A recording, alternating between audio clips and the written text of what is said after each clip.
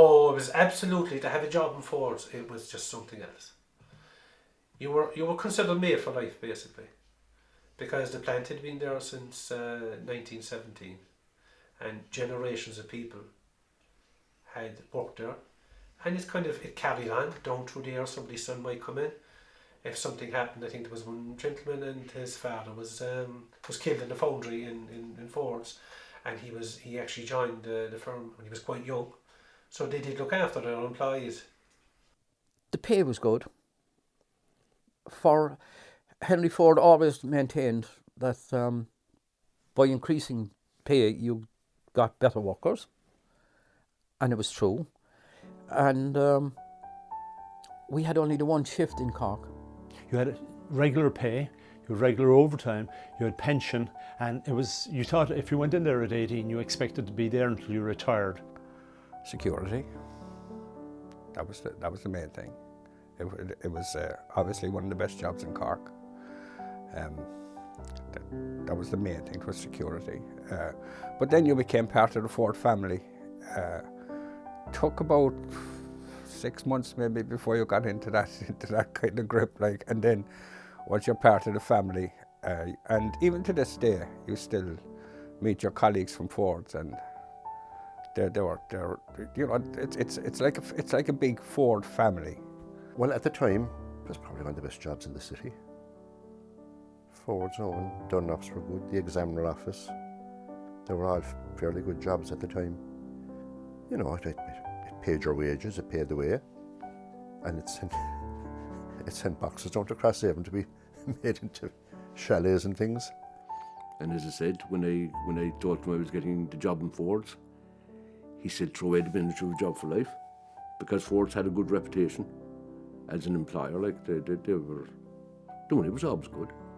Oh, it was like I thought, a job for life is what I thought. When I went in there, that's it. I'm set now.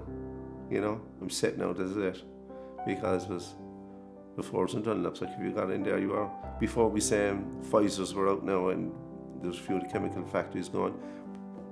Fords was the place to get into. The Ford wage at that time was higher than a tradesman would earn anywhere around the city. Even tradesmen with good trades came in and worked in Fords because the Ford wage was much higher. You could purchase a car from Fords, and you get quite a substantial discount if you bought a new car, but that was a lot of money. But that went back to the kind of Ford philosophy that he'd pay a good wage, Henry Ford, enabling a person to have good living conditions, and in turn they would have enough money to buy a car. If a person bought a car, then of course it got special treatment. It was known as a special. And of course there was a very elaborate piece of equipment put in the car to tell us this. So the car would come down and you would have a hook with a piece of sandpaper, the same colour of the car, on it, and you know this was the special. We say this was John O'Connor's car or whatever, this was a special. So he got the extras. We might put an alarm into it. He'd get the better trim. He'd have the gear trim there. He'd have the best trim, chrome, best of stuff. He might get an extra coat of paint, maybe even extra 2 coats of paint. So if you got the special, it had a lot of extras, like. And there was kind of a blind eye turn to that, like that's just okay, there's a few extra bits going on that's all right, Because management were in the same position. If they bought a car and they came down, well, they could be looked after as well.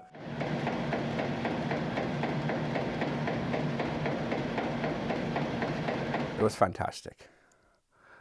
Obviously I was quite young when I went in there, 1971, it was 22 or 23. I hadn't much work experience. But I've never experienced anything since that was anything like the working experience in Fords. The people there were absolutely fantastic. There was every type of person there. Mostly good. 99.9% fantastic people. Friendly, obliging, and all great fun there. But, the work had to be done too, so that was done as well. The size of it, number one. I'd never been working in anything like that. It was a huge, and the amount of people. It was the bones of 1,000 people there that time. It was just the hustle and bustle going on all the time around the place. You know, everybody was moving, doing something. That was the thing about it. It was routine. Everything. There was people there had the same job for over 40 years and doing the same job day in, day out. I would say it was never boring, never ever boring. There was always something going wrong or something happening, or you know, some fella to be slagged about something that happened over the weekend or whatever. The process was the same every single day. Everything had to be done according to the book, and that's the way it was done. And if your job was to do that over a 10, 15, 20-year period, that was it. So in Fords, you didn't do any one thing. Like you were allocated to a certain line and you normally stayed in that. Whether it was the paint shop, the body shop, the trim line, the chassis line, there was various sections. So I was actually in the trim line. So we done a lot of finishing to the inside of the car. Whether you were putting heaters into the car, which is what I done at one stage. So you go to your workstation, because the car was constantly moving, because you were doing 10 cars an hour. So 80 cars a day was what was produced in a normal day. And of course the first thing you do is you have to get all your stuff, all your heater assemblies, all the pipes, the heater controls, and you put all those into the car, you threw the mat in, you followed it of course, you lay down, you had your air gun, and you were basically assembling the car. That was your part of the assembly. Well, the thing is, the working life was grand because I found it fairly straightforward, in the sense like they had a routine. I mean, one car was the same as the next, and once you got a system, you could stay going, you know. Normally we would work an 8-hour day.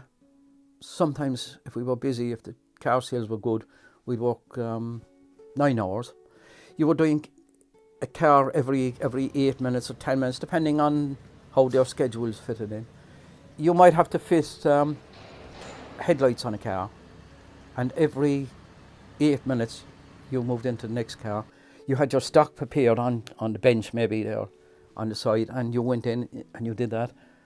Next one came up, you did the same thing, exactly the same thing. It was monotonous, but it got to a stage where you could nearly do it in your sleep. So it was no bother in that sense. There was no pressure. You know, no, if you were changed to a different location, then you had some different jobs to do, and it took a few days to get used to that. But at least at that stage you were used to the motion of the line, you knew what you had to do. So just getting used to what you were fitting and how they were fitted and all that. You'd have muscle memory, and you could, you know, no problem. You could think about other things and do the job. It was noisy, but not very noisy. And one of the good things about the place was that it was dry in there. You didn't have any rain or wind or anything like that. It was always reasonably comfortable. You could always feel safe in there. Very few people were ever injured or anything like that. And there was a doctor in the plant anyway, if you needed any kind of assistance. Well, I thought it was fantastic. I must say, it was one job you didn't mind going into. You just went in. The conditions were good, really, I suppose. Like, you know, you got an overall any time you wanted. Like every Monday morning there was a clean overall there, and if you wanted another one, like during the week, you could get one too. We started at 8 o'clock in the morning, and it was a clock-in system, yeah. Up to, well, 4:30 was the official finishing time, but there was an optional overtime to up to 5:30, which most of us did. Then you could be working until 9 o'clock at night and overtime. And then come the end of quarter, you could be there Saturday, Sunday. You know, you could be there almost there 24 hours, which we did on a few occasions. It was quite strict in the sense that it had to be in quality, was paramount, of course. So you couldn't do kind of a rough shot. I mean, you'd hear stories about people saying that was a Monday morning car, or that was a pure fallacy, like, because everything had to go through strict procedure, and everything had to be checked rigorously, you know, and before the car would be released. In the 1960s and 70s, and yeah, we used to road test the cars out here. We would go up and down the wharf, turn right down at the end of the Dunlop buildings, and there was a road down here that we would go down to the end of that, back up again, check the steering wheel to see everything was okay, the brakes were okay, and then back up and in for final finish, and any extra repairs that had to be done in there.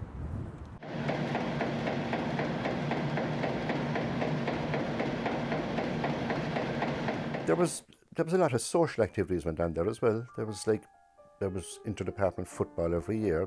The tops of the town when it was going, pitch and putt. Well, there was every sport was catered for. There was the soccer club, the GA club, golf club, pitch and putt club, bowling club. There was tops of the town. I think there was a deep sea diving club. The workers would have been members of different clubs. You had the pike fishing clubs, you had the sea angling clubs, and you had the boat angling as well.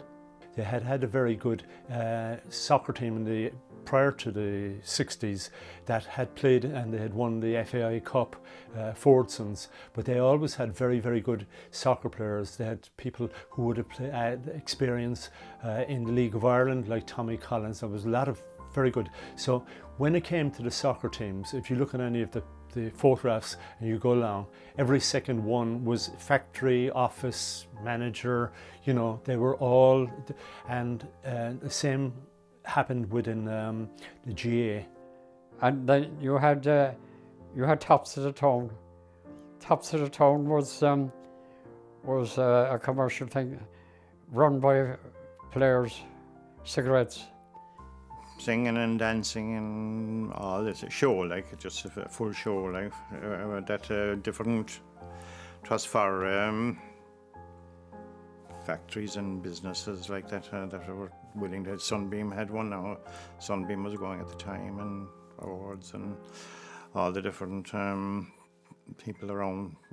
You know, they would get a group together.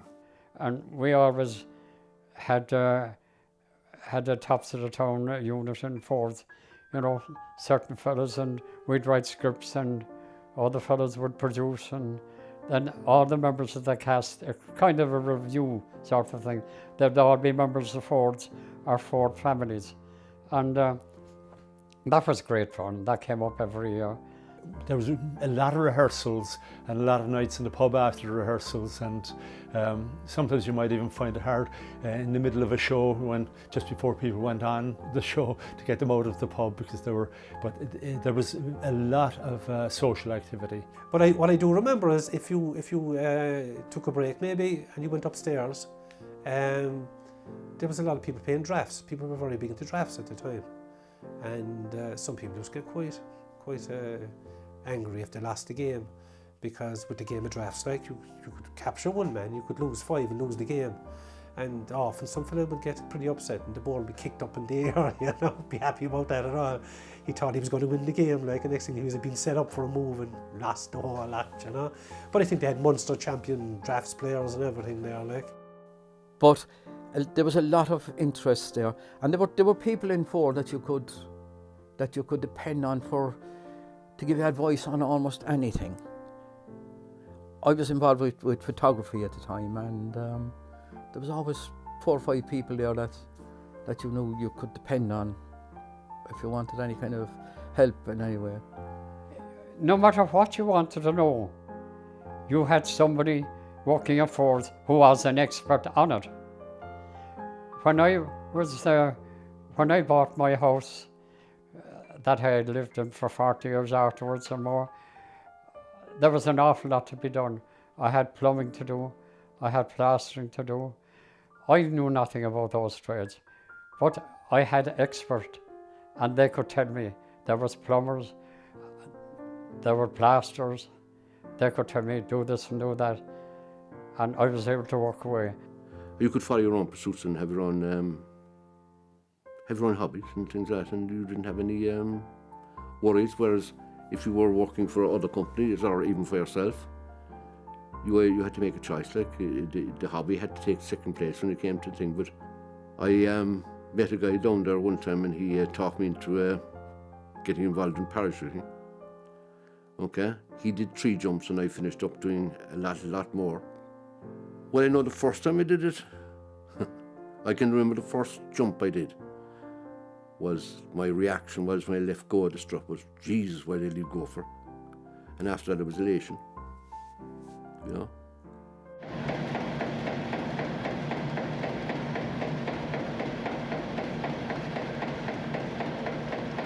The whole thing was assembly. The whole thing moved on these kind of joint, we say chains, and the cars were placed where we were now. We were working just on the body. The track would take the car over your head and to take it along, you know. Some of it went over. The lads underneath would have to be underneath the car, and they'd put up the drive shaft and put on the wheels on the side, and there'd be fellas putting on the wheels on the side, and like it would start in the body shop. You see, like originally, like, and it would go into the paint shop, then it would be painted, and then the body would be, the suspensions would be put up on the line. I'm on the left-hand side of the line, and I'm holding the front suspension, and there is a man on the other side, and he's holding the other suspension, and he's also dropping the body. And then the body would be dropped down over the suspensions, and then to go to the next stage. It could be hard grinding work. It was non-stop. It was, and yet it was never heavy work. That you never had to lift something that was beyond your capabilities. Everything you were capable of doing. But if you were good at your job, if you were fairly good with your hands, you would find that the supervisor would see this and he would stick more work onto you. And eventually you wouldn't have half a minute to spare from the time you go from one car to the next. And you're coming under pressure all the time because this thing, there was a pressure there all the time because there was always another car coming. You might be trying to work your way back the line, if that was possible at all, so that you could maybe go for a toilet break. But there was always this sublime pressure. The line was never ending, just kept coming and coming and coming all the time. Totally soul destroying. I mean, we wouldn't be the only one working on the line like that. It's, you know, 4 or 5 or 6 people doing the same type of job. Like, I mean, you'd be doing an average about 8 to 10 cars an hour. So, and to depend on whether the car was a 2-door or a 4-door. 4 doors to hang instead, or 2 doors to hang on your side, because you had a guy on the opposite side who hung the other side. It was pressurised, and when I started, I said to myself, "How am I going to manage this?" I just couldn't see myself doing that amount of work. Like, you can imagine, like, going into your local mechanic and saying to him, "Well, your job now today is to put in 80 windscreens and 80 rear screens." That was the kind of amount of work you had to do. And that just would give you some indication. The line would stop if something went wrong. For instance, if they didn't have the wheels on and the car was going down onto the flat, they would somebody would have to stop the line. It was nearly a mortal sin if you had to stop the line, because they'd lose production. I mean, if they stopped for 5 minutes, that would be a car in the day. There would be uproar then. Supervisor would be coming out of the woodwork almost, looking for to see who had stopped the line. You could see the red light going on, and they appeared, and there could be a lot of shouting and roaring. The line would have been stopped where, if there was a problem, say, if they discovered it was very seldom now, because the quality control seemed to be quite good. Of course, we all prayed for the day when something happened to the motor on the line and the line couldn't function. And then the maintenance men were called, and there was a fierce tizzy, because every few minutes that went by, they were going to lose a car, like, you know, because there's 10 cars an hour. So if there was 6 minutes gone, there was a car off the production, they were down a car, like, and that affected all the other lines going down. So the next one then, from the trim line, as I said, was the chassis line. So, you know, if the car wasn't there, if it was held up, it would create a space, you see. So if the line stopped, a space would have been created, and as the line kept on going, the next line So each 6 minutes that was a car, another 6 minutes that was 2 cars. So that was we used to pray for it to give us a break, you know. So if there was a break, then if there was a fault somewhere along the line and there was a gap, that was a great break then.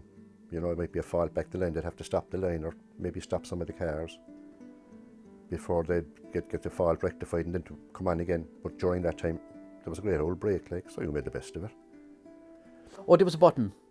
There was on, let's say on the chassis line, there was probably 3 different places where you could actually stop the line. Now, the assembly worker wasn't supposed to do that, I would think, but that's how it worked out most of the time. You had to do it.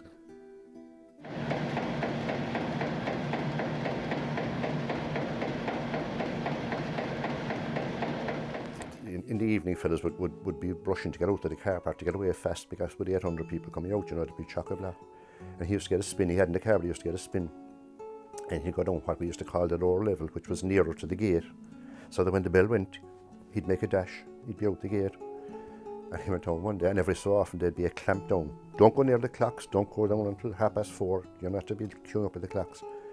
So he ducked downstairs, and the next thing the supervisor came along, and he saw him coming, and he jumped into a car. There'd be cars down that I wouldn't be finished, you know, there'd be jobs to be done, and he jumped into the car anyway.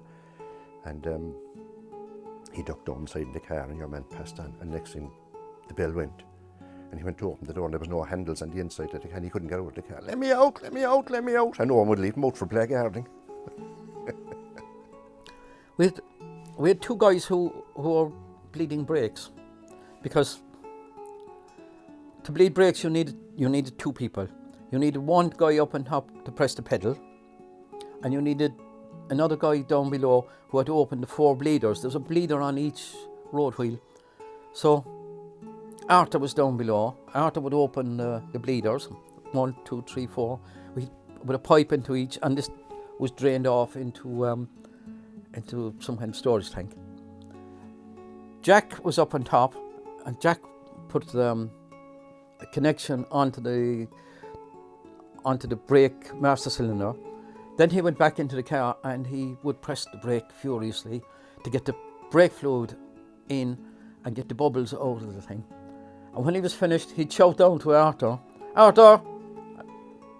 Arthur would go down underneath and close off his bleeders and hang up his pipes again. And for a while, they fell out over some incident or other. So they couldn't speak about it anymore. So the communication was all done by taps, and you'd hear Jack would tap when he had the brake fluid ready to go, and Arthur would tap when he was finished, and all the air was out of the system. So, and this went on for several years. And yet, they had been great friends, and they were again at a later stage. There was another shop steward who shall remain nameless. He was fairly militant gentleman, and we were there was a picket outside the gate one day, and there was this 18-wheel truck came down delivering parts to Ford, and he lay down in front of the truck and he looked up at the driver and he said, "Roll over me now and you're a dead man." So there was things like that, you know. It was hilarious that you know, everybody, the nicknames there were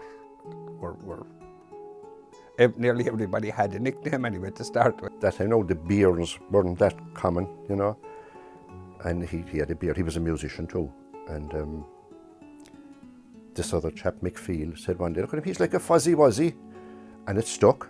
And from then on, he was ever known as the Fozmaz, and he brought out a record not too long before he died, a year or two before he died, and he called it Fozmaz Music, was the title he had on the CD. There was a small little fella called the Parrot. He was a great man to talk. He'd talk and talk and talk all day. Then the Parrot's son got a job in Ford's, and he was called the Spadgy. So there was balls of flour, there was shoulder of bacon, there was the Quiet Man, lovely man he was too. Oh, there was hundreds of them there. The one person I have to remember is Jolly the Cock. He was the first man I met as a workmate, and he was a very, very nice man. He was a very innocent man, funnily enough. And the reason he was called Jolly the Cock was he always maintained he could do the perfect sound of a cock crying out. He would say like that the cocks in the model farm like were useless, like they were no good, like they hadn't a clue. That he was the one, like, you know, and then he'd start singing. And of course there was a fierce ribbing over this. And the big occasion then would have been Christmas. Jerry would take to the stage. They'd make up a stage for Jerry, and he'd have a makeshift microphone and wire and all hanging out of it and this big, and Jerry would start singing Puppet on the String. Now, Jerry thought he was a great singer, but Jerry hadn't a note in his head. And Jerry would start, and then he'd hold the note, well, if you could call it a note, or else he'd do the cock and he'd hold the note there, and the whole place would go ballistic. The people from the trim line would come, the chassis, the whole factory. Can you imagine 600 people and they're coming over to see Jerry the Cock, like. The man had the note in his head, like, banging tools, banging dustbin lids, anything to make noise, like, a big chair, and Jerry was the star of the show. It was just magic, absolutely. So they put him into a talent competition in the Savoy at one stage, and to win the competition, it was done on the clapometer system, where the loudest clap would win the competition. Jerry the Cock came out to do his party piece, which was imitate a cock. The audience was absolutely 60-70% full of Ford workers, and he got the most rousing applause, and he won the competition. So there was things like that, you know. There was there'd be parts come in little plastic bags, and when the bags would be empty, like a little bag maybe about that size, fill the bag with water and sling it up in the air, cross the other side of the line, and some fella passing would get the contents down on his head. And ring it through on one day, and Paddy Murray got it down top of his head. Oh. He was the foreman. One morning, one of the guys working on the chassis line, Liam O'Neill, who, like myself, used to be a mechanic, he drove off to the end of the line. He picked up a car at the end of the line, drove it out to park it outside, not knowing that there were brake parts missing, and the car just didn't have any brakes. So he got to the end of the wharf, pressed the brake, nothing happened, but Liam went down over the side. Very, very lucky somebody else was around. He was well able to swim anywhere, but there was somebody else there and pulled him back up onto the wharf. Lucky to be saved. And he's still around. There was Black Jerry then, Dimmy Dam. Oh, there was names there. Paddy Grudge. God almighty. There was a lot of messing with that, to be quite honest with you, but you know, there was never anything nasty. Not that I remember, never anything nasty. It was all good natured and good humour. And it was taken in that spirit too.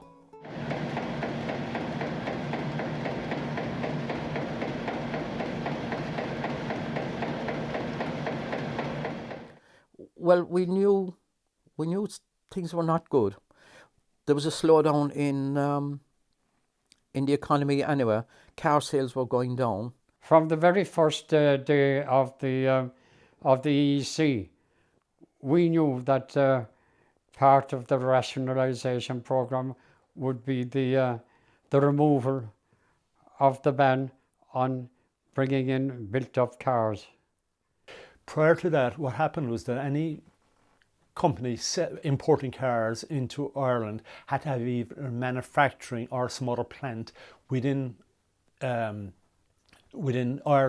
so that they'd be left. And we had a lot of restrictions that, I'm not sure if it was Sean Lemass, but certainly some of the earlier governments had these restrictions, and it meant that if you were bringing in 10 vehicles, you had to export 10 vehicles, or you had to have manufacturing in the place. So we were left to go. So it was obvious that from the 1st of January 1985, to the best of my knowledge, that all of the restrictions were going. There was constant rumours that the factory was going to close. Now, it has been said like that this was done by Ford. There's been kind of Like the rumours about the rumours that this was kind of circulated to prepare people that, you know, it wasn't going to last forever. But when it actually came, I'd have to say the morning that I heard about the closure, didn't expect it. I had no idea. And just the thing doesn't dawn on me that the place does. I didn't think it could, it would. I never knew, never had any inkling whatsoever that Ford's was closing. And if I heard, I wouldn't have believed it, because I couldn't see this fantastic workplace going. I felt that that the place wasn't going to stay open. There had been rumours. There was a rumour which came from Paddy Hayes, the managing director. He had talked one time about changing around from making cars to making possibly heaters or radiators or something like that, and I had always hoped that something like that would have happened, and rather than build cars, we would have made components. I believe that they were closing it for a long time before they closed it. And like it was being mentioned, I think abroad as well. Like I mean, they had plants in Germany, I'm sure, and then Spain, and as I said, yeah, if one of the Fords was still around at the time, it mightn't have been, because it was the first plant, I think, outside America, the Cork plant. No, there'd be a little bit of loyalty there for that, like.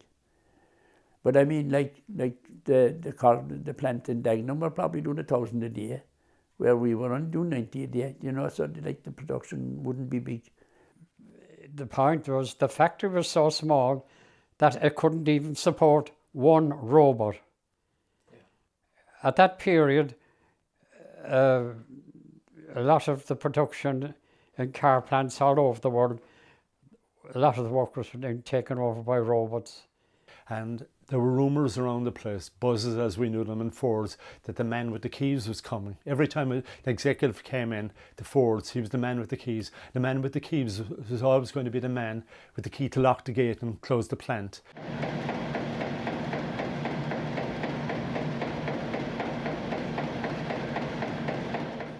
In January 1984, we were all called to a meeting in the canteen. Everybody arrived up there.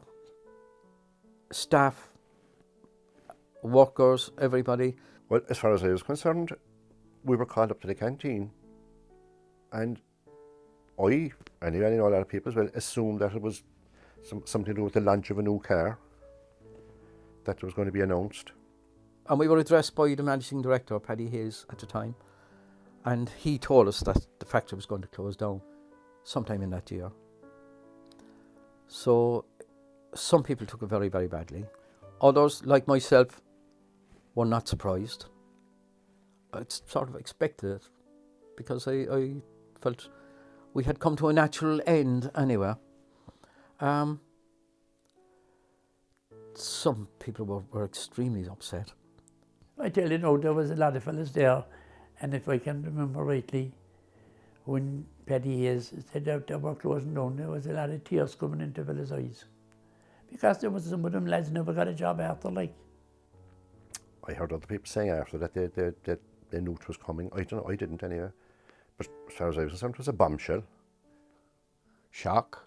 What do we do now? Where do we go from here? Because it was bad times. 1984, young family, just after buying a house across the road there, and where do we go from here? He spoke for a while, and he gave the background how Fords had in the previous 10 years invested 10 million, and they'd invested 2 million in a state-of-the-art paint department back in 1967, and they put on big expansions and that. But in the previous 10 years, then they had put in 10 million, that was Irish pounds at the time, into trying to expand and get other lines. They explored everything with the government to try and keep the plant open. They knew that the restrictions were being lifted and that the Fords could send in stuff. He apologised. He acknowledged the fact that there was the plant had been working. The workers did everything in their power to keep it open, and that. the reaction was weird, actually, because some of them were actually, you know, a lot of them were old. We were young, but the majority of them were older. The reaction, actually, some fellas started clapping when he made the announcement. You know, a few people were saying, "What's that about?" Now, some people have said to me that people were clapping to say that Fords, some people were happy that the plant was closing, but I think that people appreciated that they were going over the precipice, and at least the managing director faced people and told them, apologised, did a roadmap of what had happened and why it happened, and they were honest with them, and that they had promised that they would do the best they could. So that was that. Some men were kind of happy insofar as if they were near retirement or they were getting a good package. And they looked at it like saying, well, you know, we're getting something, the place is going to go, like it's, you know. But I think younger people like myself and a lot of friends that were younger, it didn't have families and everything. We were going to get compensation, of course. The package was going to be good at the time and all this, like, but it didn't, at the time it didn't sink in. I think the worst thing I've experienced in that sense was the death of the plant. The plant didn't close immediately. It went on like something that was just terminal. Of course, it was a thing that happened gradually. We were working on Sayers, and as the orders were being fulfilled and as production was being wound down, you know, we eventually came to the last car. It started in the body shop. So the body shop was where the whole thing started. And bit by bit, like, there was less cars coming out. So where you had 10 cars an hour, it started with 9, 8. And as the weeks went by, it was maybe one car on its own, just moving along, creaking along on the lines. And it moving its way then into the paint shop and up into the trim line. And of course we had absolutely nothing to do. We were waiting for the car to come to work on it, like. And it was really a real death knell of a plant, like a plant that was so busy, that was so prosperous, everything was happening inside it. The buzz was always there. There was always noise and machinery. There was people chattering, stuff being done. And then all of a sudden there was just one car, one solitary car. Until eventually there was absolutely none. There was not a car to be seen. And you were just looking at the chains moving. And there was nothing there. It was gone.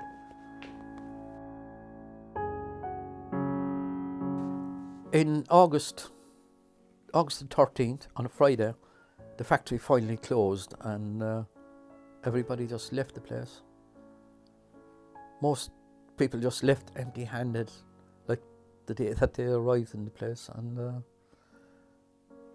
lot of people drifted off to various pubs around the place, and that was it. It was all over. We knew what was coming down the line, and we were well prepared, and the company had us well prepared. But having said that, it was a sad day. Now, if I was retiring from work, that was one thing. The factory was there. The next generation of workers would be coming along. You know it was there, and it was part of the scenery. But to close down completely, I felt it was cutting a whole section of my life away. I turned around and I walked. We used to say the rosary there every day, midday after lunch. On the very last day, as soon as we had the rosary finished, I didn't hang around the plant until 4:30 or 5 o'clock. I turned around and I walked out, and I couldn't even turn back. It was that, like I was coming away from a funeral, as if somebody had died. The complete stillness. I walked up that road on my own, and I wouldn't even look back. It was traumatic, and even to this day, I still feel the tear of it, you know, of having to leave all that behind, you know, and that was that, like, towards the end of a story, towards the end of a long life. I had 42 years of working service there, but I had a life of connectivity to it, you know. So there you are, that was it.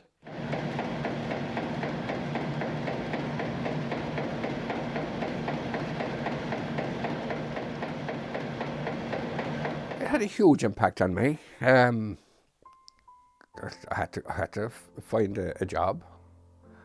There was nothing available here, so I headed off to South Africa. I suppose it was a shock first of all anyway, like, you know, and coming home and telling the boss like what was happening. So, you know, it was a bit of a shocker, all right, like. Even like the children, I'd say, the eldest child felt it as well, because she heard us talking in the house, whatever. I mean, to say, there was no work around at the time. And the problem was, like, in the 80s was not a good time in Cork. Dunlop's plant went, Ferromi went. Even, like, if you look at the trim line, there was over 600 people working on the lines. I think the figure officially was 680 at one stage, if you included everybody, like. But if you multiply that by a factor of 2 or 3 for the people that were supplying parts and ensuring that the factory functioned, I mean, you were probably up towards 2,000 people in a small city like Cork. I was unlucky because I had a young family. I had 5 kids. So now the package that we got was reasonably good, but it doesn't make up for the fact that you haven't got a job. You don't have the structure of going into work every morning at 8 o'clock and having a wage that you can depend on, you know. Well, I mean, first of all, your wages were gone. In the meantime, it was very bad. Things were pretty bad around the city at that time. There wasn't much work around or anything. And no, there were people came out of it and they started businesses and all that, you know, small businesses of their own. I was a cyclist, and we got a few quid redundancy money, and I set up a bicycle shop. That's what I did. So a lot of people would have worked, but maybe after 5 or 6 years, but there'd been quite a lot of the people in their late 50s never worked again. But for the vast number of people, it had a huge impact. It changed their lives. It changed their lives completely. It was like a slow death. People started dying over the first year or two. You could pick up the Echo every night and see that there was somebody else was dead. It seemed like it was going to keep on going until everyone was gone. There was some people, and there was some people didn't come outside the door again. I know the place only closed. It was 2 brothers, and they were only living together, and the 2 of them passed away quite quickly. And like that now, I think what I was surprised was some people, they weren't that old when they died. People even in their 40s were dying very, very young. And I had always thought it strange is that people that retired from Fords at the age of 65, they were often dead before they got to 66 or 67. They never got to see any kind of a life after the place. And I didn't understand it. I thought maybe they were just burned out anyway. But I think what they missed is they missed the routine of arriving there at 8 o'clock in the morning, making up their parts, their nuts and bolts and washers, and finishing up at 5:30 in the evening. They missed the routines, and I think that was in people's heads that they couldn't manage without that, you know. I'd say they just faded away. They just, you know, they certainly never worked again. And I'd say that the impact of losing their jobs, because it was more than a job. It was more than a job. It was a way of life. It was a way of life, and when that's changed, I'd say it had a huge impact on those people. People were tied up with the production. Their minds were tied to production. It was still a car every 8 minutes. And that applied to everything they did. Even their sleeping time, I would think, was affected by this, you know. And maybe a lot of people just weren't adaptable enough. they didn't move around even from one area to the other. I mean, like within 30 feet, like they wouldn't have moved to working on another part of another. We said working, putting in the front panel or doing anything like that. They wouldn't be welding up a different. They were on the one thing. That was their job. That was every day. And on the line, then people were in the same area. You know, they worked so hard on the same thing. You would have had good money from the social welfare for, I think it was 15 months. So you would have been okay. But the biggest problem is you would have found it very hard to get a job because everybody was looking for work in the 80s in Cork. Apart from the fact that there was a big recession anyway in the 80s, there was a feeling that people that worked in Fords were blacklisted and that they couldn't get jobs anywhere. Some of the wiser ones invested their money in pubs and shops, that kind of thing. But an awful lot of people just could never get work again. Even though they were some of the most skilled people that you would ever find anywhere. They were never regarded as being very employable. It was generally said, and I suppose generally accepted, that if you had worked in Fords, you weren't any good at anything else outside the Fords. You spent so long being industrialised and working in a certain atmosphere and being working on a certain portion of work that you lost. Even good mechanics, they lost the skills that they would had acquired working outside on general models of all sorts of cars and doing every general type of work. Working in Fords, I suppose we had a certain reputation of being working to the rules, you know, like unionised and whatever. And I suppose we mightn't have been that popular with people outside if we were to get a job. They were regarded as being hotheads because we were always out on strike, which was not true. But every strike that was there was a bit momentous and everybody knew about it. They would say, oh, Fords people are out on strike again, which was very, very unfair, you know. Savage impact on the city. Dunlop's was gone at the same time. Goldings were gone, the dockyard was gone. Sure, the city was devastated, absolutely devastated. There wasn't a part of the city that wasn't affected by the closure of Fords. And then when you had two other major employers as well gone, I mean, it affected the city centre hugely. People wouldn't have had, for a time they had the money when they had their redundancy payment or what have you. Things went along for a while, but that all impacted hugely on the city. The spending would have been cut away back, I suppose, really. You know, it was even the paperman that used to be outside the gate, he suffered too because there was papers bought every morning. Well, it was badly missed, but I drove in there not too long ago, and I said there's more working there now than there was in my time, because there's a lot of smaller jobs working there now, I think. The whole area, all these buildings have changed very, very dramatically. There's very, very little that is the same, apart from some of these yellow railings and that kind of thing.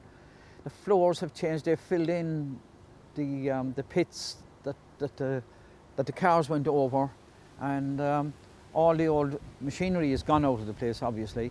They put walls and panels in what used to be a big open area in where the cars were manufactured. All the lines have been removed, of course. But, you know, life goes on, and there's probably more people working down the Ford plant now with the smaller units that are down there than ever worked there in our time. So, you know, there's changes.